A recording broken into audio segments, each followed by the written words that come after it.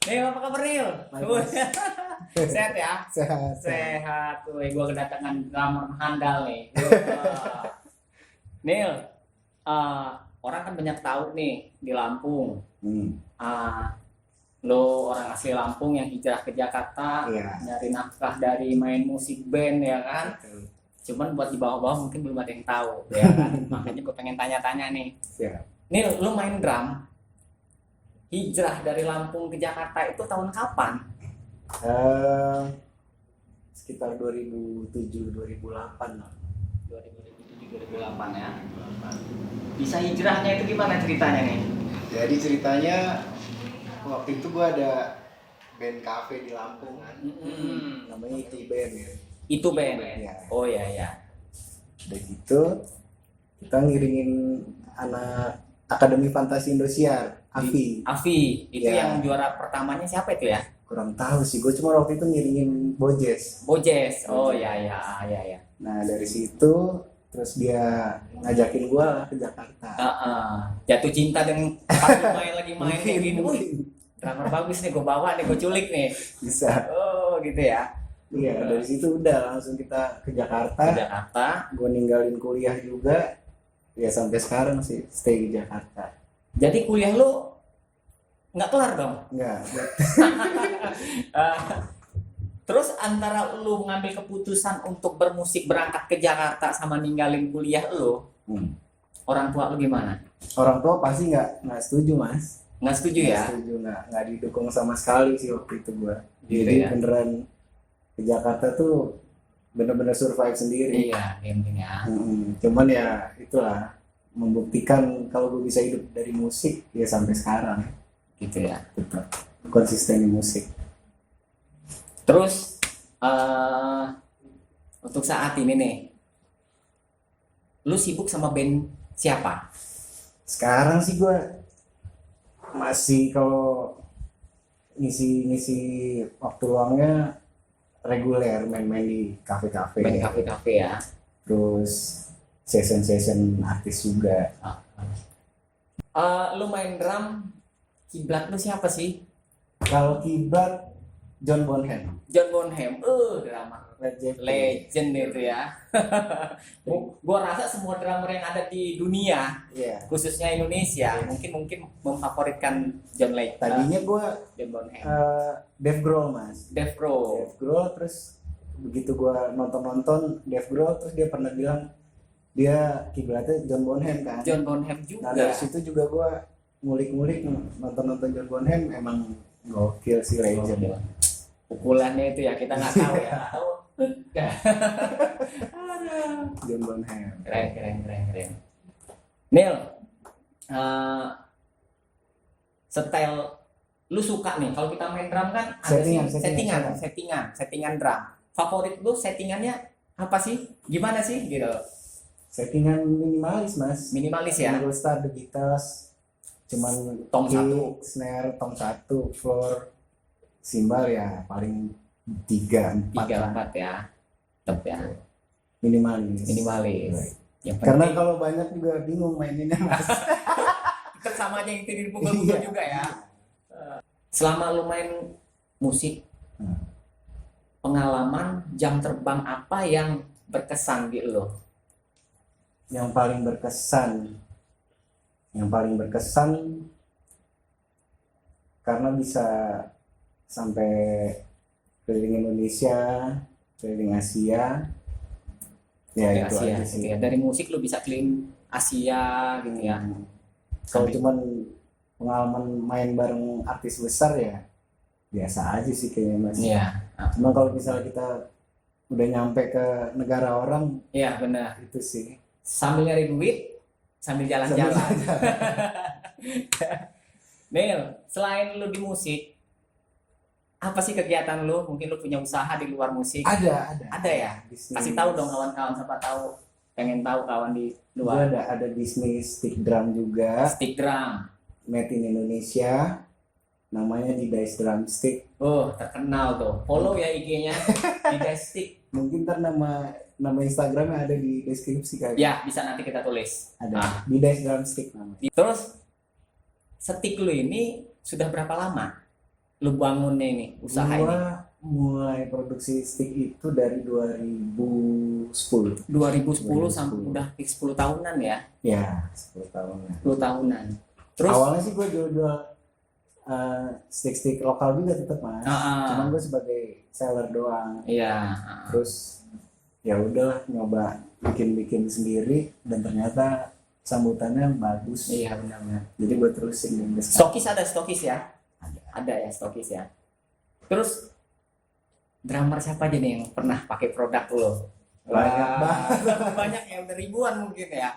Nggak, aduh yang gue inget aja ya. Mm-mm.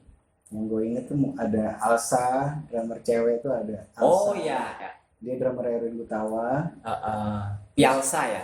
Jen Pialsa. Iya, jadi biasa. Terus ada Aan Gesia, drummer Gesia. Iya. Terus drummer The Rain, Pepeng Naif, Oh, Pepeng Naim masuk juga. drummer Coklat, drummer Lila, drummer The Rain. Banyak ya. Banyak sih, Banyak gua ya. inget Gua lagi. lihat di Instagram itu memang waduh udah ratusan mungkin nih yang pakai ini. Berarti memang sudah banyak yang kenal ya dengan produk Lumayan Mas. Didas Drum ini ya. Lumayan. Terus selain stick drum, ada lagi nggak? Ada sih bisnis ya, jual-jualan, tetap jual-jualan drum juga Iya. Mas, nggak jauh-jauh dari drum sih. Jual-jualan alat-alat drum juga, Apa aja ada ya? apa aja ada. Nih buat drummer kalau pengen cari kualitas drum apapun aksesoris bisa langsung hubungin di IG-nya Daniel Chris Siap. ya, atau di Didas Type Stick ya. Ada drumstick. Didas dan Stick. Nil, ngomongin soal tato Nil, banyak banget tato lu Nil ya kan? Dikit Mas. Awal lu punya tato yang mana Nil? Yang di sini. Ada di sini. Terus nambah ya, Terus nambah. terus nambah. Setiap tato itu kan melambangkan ada sebuah cerita menurut gua. Kalau seorang seniman dia bikin tato tuh pasti ada kesan. Dia lagi apa, ada ceritanya. Mungkin lu bisa ceritain ya tato-tato ini Nil. Gua malah nggak ada ceritanya Mas. Nggak ceritanya ya. Emang bikin-bikin aja sih. Gue soalnya pengen bikin tato, cuman nggak boleh. Aduh. Bikin lah. Satu ya di sini ya. Ini juga awalnya juga tadinya nggak mau tatoan. Ini tato yang ini nih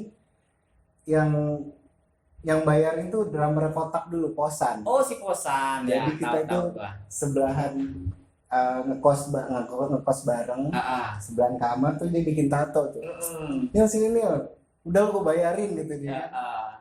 Kecil aja kok kata dia, waktu segede gini. Terus nambah ya. Gara-gara si Posan itu gue tatoan. Tuh Posan tuh, gara-gara lu nih. Aduh. Tapi asik kok. Gue ngeliat tato itu, gue suka ngeliat orang tatoan tuh keren gitu loh. Apalagi sekarang kan banyak sih, bukan cuma cowok aja ya. Iya, Cewek juga banyak. Menurut gue ya memang style keren gitu loh. Karena kebetulan gue nggak boleh bikin tato ya kan. Selain lu sibuk dengan band cafe lu sekarang sibuk dengan band siapa ini? Gue sekarang lagi sibuk sama Aureli. Ya pendatang baru juga di musik sih. Iya. Dia lebih lama di film sinetron. Terus sekarang nyoba nyanyi juga. Sekarang gue lagi sibuknya di situ. Di situ. Ya. Oh dia udah bikin single apa album itu Nil? Udah single sih udah 2. Single udah 2. Udah 2. Oh Sama iya. kemarin ngeluarin album, tapi album Natal. Album Natal. Rohani ya. Oh iya. Berarti udah jamnya udah banyak nih, artinya jam terbang lu sama dia kan kemana-mana gitu ya. Lumayan ya. Lumayan. Terus kalau seandainya tabrakan band cafe lo ada jadwal, terus band sama si Aureli ini ada juga. Kira-kira lu pilih yang mana nih? Aureli sih. Aureli ya. Yang honornya lebih gede lah. Iya. Pasti yang lebih gede lah. Iya benar. Terus mungkin lo ada proyekan nggak ke depannya selain Aureli? Iya, karena kalau session kan kita ngikutin artisnya kan. Iya benar. Ya gue ada sih pengen ada proyekan yang idealis yang bener-bener gue suka, musiknya yang gue mau. Iya benar. Ada sih proyekan, cuman ya karena keadaan lagi kayak gini kan, lagi pandemi, ya mungkin habis pandemi adalah proyekan-proyekan. Amin. Semoga proyeknya Daniel bisa kita tunggu, bisa kita nikmatin ya kawan-kawan ya. Amin. Ngomongin soal drum lagi nih. Oke. Lo seneng main beat apa sih Nil? Kalau di drum? Lebih yang simpel-simpel sih mas. Simple ya. Gue sih lebih ke yang mengiringi ya. daripada yang apa sih yang solo malah gitu ya. Sih. Lebih ngeband lah. Lebih ngeband lah ya. Biasanya kan ada yang gue suka dengan funk. Iya. Gitu kan. Ya memang lu banyak ini ya, artinya band lu kan ngafe ya, artinya all semuanya ya. All around. Jadi malah kadang-kadang sampai bingung gue nih sukanya di mana sampai kadang bingung. Pokoknya apa aja yang bisa kita mainin yang bisa lo senang tawa gitu ya. Iya, yang penting happy sih. Iya, kan kita bermusik tujuannya buat happy kan. Itu aja sih mas. Jadi kawan-kawan, si Daniel ini dia main drum itu kan kebanyakan long trip, udah kemana-mana nih, Thailand, Malaysia, Asia lah udah hampir lah. Makanya jam terbangnya jarang pulang ke Indonesia mungkin. Mudah-mudahan secepatnya nanti kita tunggu project barunya Daniel bisa kita nikmatin mungkin. Ada bocoran mungkin nama bandnya apa? Belum sih. Belum ya, masih silent ya. Sebenarnya gue sama band gue yang aktif sekarang tuh udah chemistry-nya udah ada. Iya. Jadi personilnya itu ada basisnya Funky Kopral. Oh iya. Terus gitarisnya juga dia sempat main sama Rox. Sama Rox. Dulu ya, berarti ini ya. Di zaman berempat alternatifan gitu mas. Cuman ya itu belum nemu ramuan yang pas gimana? Pas. Tapi menurut gua nggak apa-apa sih zaman sekarang kita mau ngeluarin idealis kita ya kan. Iya bener sih. Jadi ini gua punya band idealis buat gua itu nyalurin skill atau apa? Ya inilah ori gua. Iya. Ya kan. Di sisi lain lu ngafe ya memang kita harus all around gitu kan. Mudah-mudahan jalan dua-duanya terus nih. Harapan lu ke depan Nil tentang usaha lu di stick, jual beli atau karir lu? Go internasional sih sebenarnya udah mulai mas. Iya. Kayak di Dice Drum Stick tuh udah mulai. Gue sering ngirim ke Filipina, sering ngirim ke Malaysia, keren. Hong Kong. Berarti emang udah sampai sana Nil, pasar lu Nil. Iya, dan mereka rata-rata emang apa lihat dari Instagram. Iya. Habis itu order. Padahal gue udah bilang tuh, ini ongkirnya mahal, lebih mahal ongkos kirimnya daripada biaya bikin sticknya. Iya. Tapi mereka tetap mau aja. Mungkin boleh dikasih bocoran. Bahan stick lu itu pakai kayu apa? Sama produksinya di mana itu kalau boleh kawan tahu nih. Biar kawan nggak penasaran. Kalau bahannya tetap pakai kayu luar. Kayak Canadian maple. Oh iya. Terus hickory, terus American oak. Sementara gue fokus di 3 jenis kayu ini aja sih. Berarti lu impor ya Nil ya? Impor ya. Cuman made in Indonesia. Terus produksi di mana? Produksi gue di Mojokerto. Oh Mojokerto karena biaya produksinya rendah lah daripada Jakarta. Gitu. Lumayan jauh ya artinya ya. Artinya lu ngirim data sana kirim langsung. Iya. Gitu ya. Keren.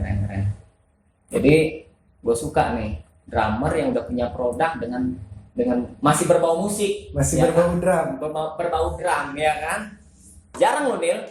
Cuman satu-satunya drummer yang artinya berbisnis itu menurut gue baru tahunya lo gitu. Apalagi lo untuk di Lampung kan lo kan artinya berangkatnya memang orang Lampung dari Lampung hijrah ke Jakarta bisa sukses di Jakarta bisa buka usaha lancar iya. Dulu di Lampung kan juga kan nongkrongnya tempat masih Yongki. Masih kecil ya nih lah. Di Kompares. Kompares ya.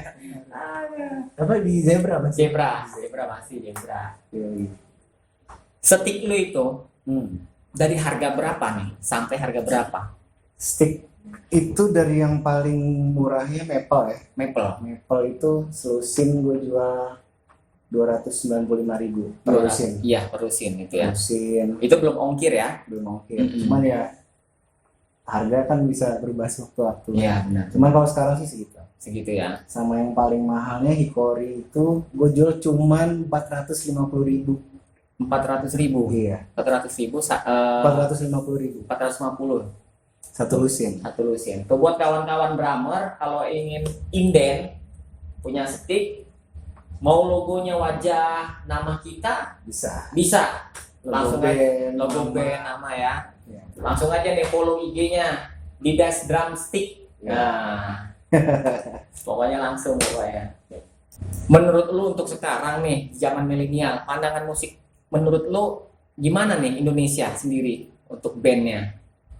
Untuk band, kalau gue lihat sih sekarang band-band indie ya mas yang lagi naik ya. Yang mulai naik ya. Yang mulai naik dan gue amazed juga sih ngeliat masanya ternyata banyak banget. Padahal mereka kalau dibilang kan bukan nggak komersil kan. Iya.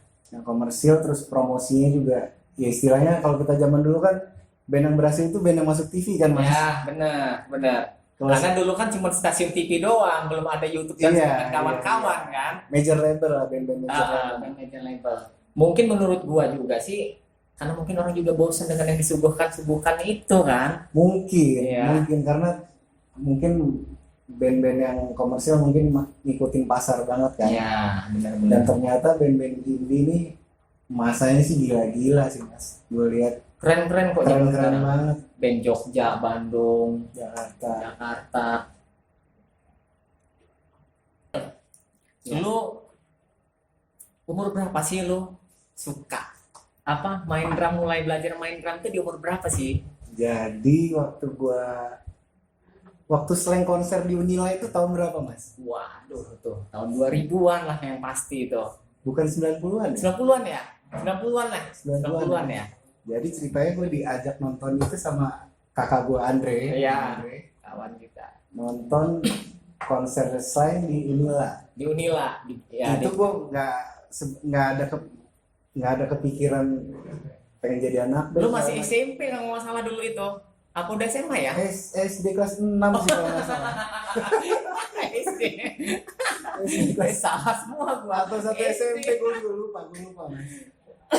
Jadi abis nonton konser itu nggak tahu kenapa jadi pengen main drum.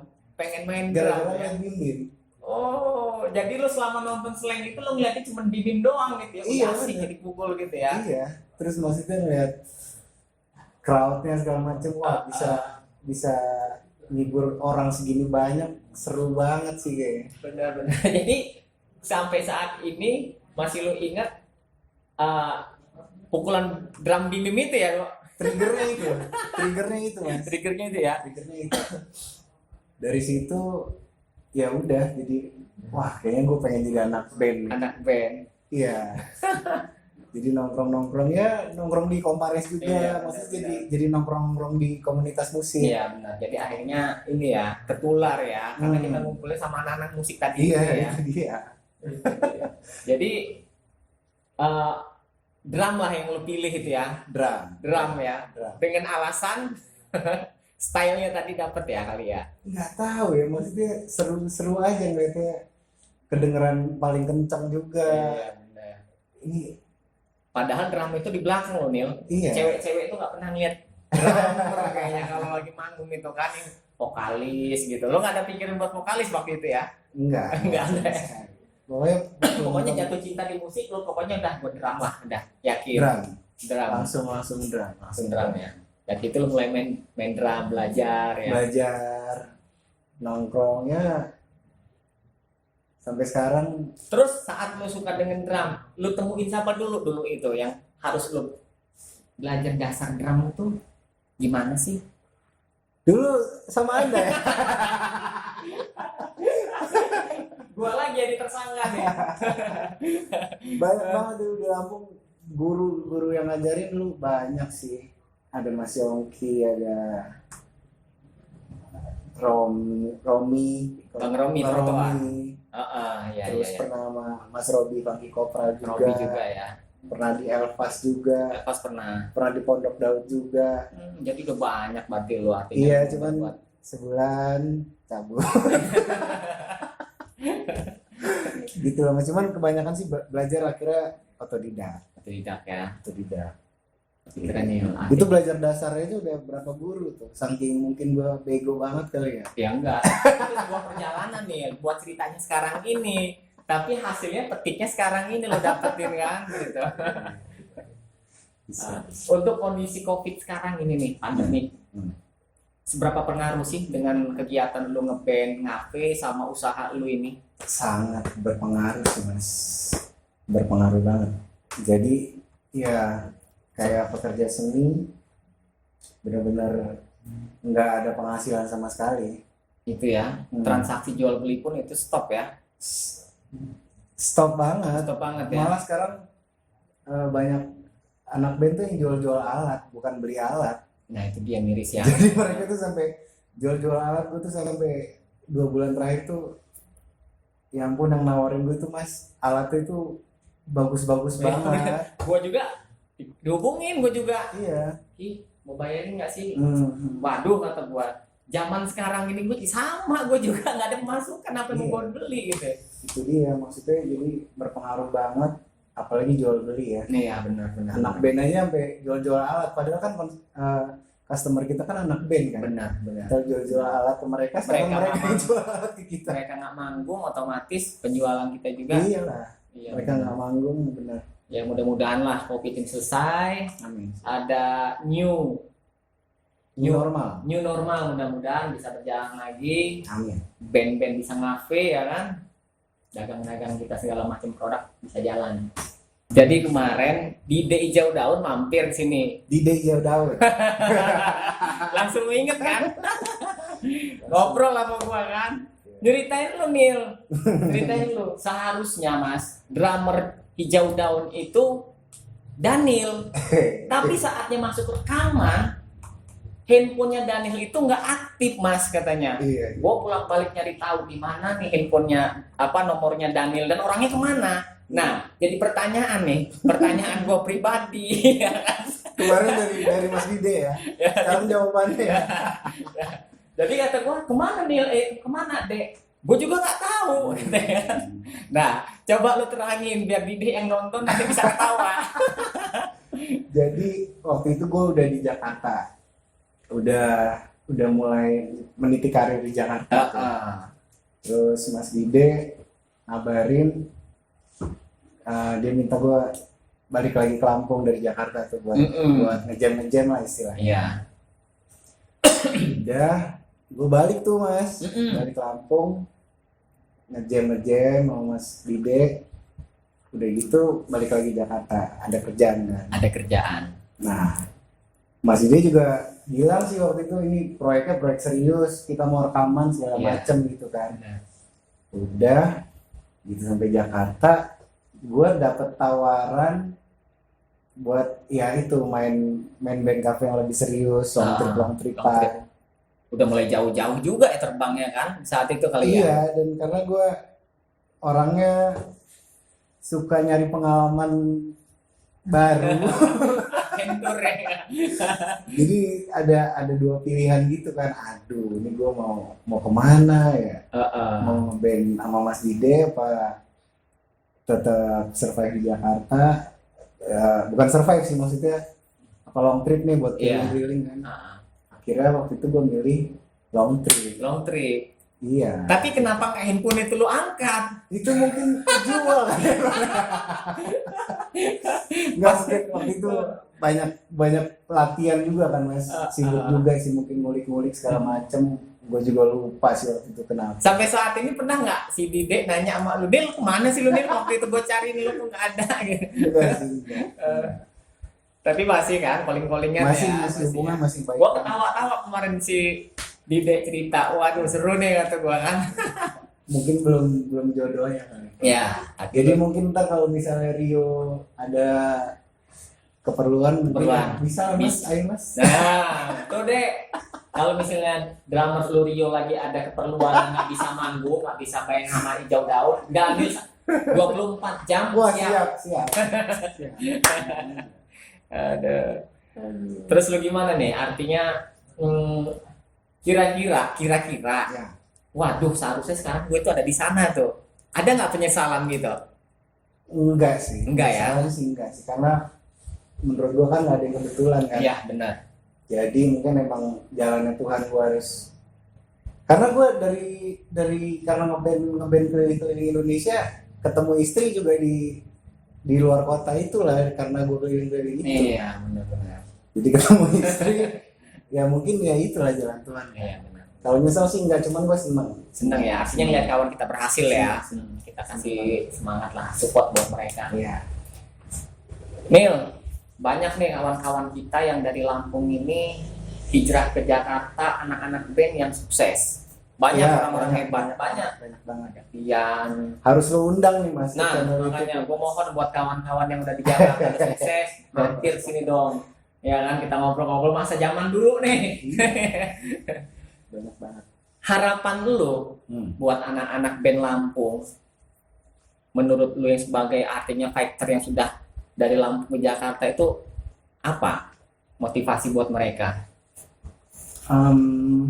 Menurut pengalaman gue ya mas. Iya. Kalau kata gue sih konsisten aja sih, terus jangan gampang nyerah sih. Jadi emang maksudnya proses kan emang sakit ya. Benar. Dari yang kita susah banget lah di Jakarta lah, susah banget di ibu kota. Cuman kalau misalnya kita konsisten, terus fokusnya tetap di situ sih, gue rasa bisa ada jalan. Artinya kerja keras, konsisten. Yang penting jangan salah nongkrong. Ya, itu dia, jangan ketemu BD. Ya. Kalau ketemu BD bahaya, bro. Yoi, karirnya di rutan. Ngomongin soal musisi, lu sebagai pelaku musisi yang banyaknya mainnya di kafe. Iya. Seberapa jauh sih, seberapa dekat seniman musisi itu dengan narkoba? Nggak ada jarak sih. Tinggal pilihan sih mas. Pilihan ya. Tinggal pilihan. Kalau dibilang deket banget sama drugs, iya juga sih. Pastilah ya. Soalnya kita dalam ruang lingkup itu dong ya.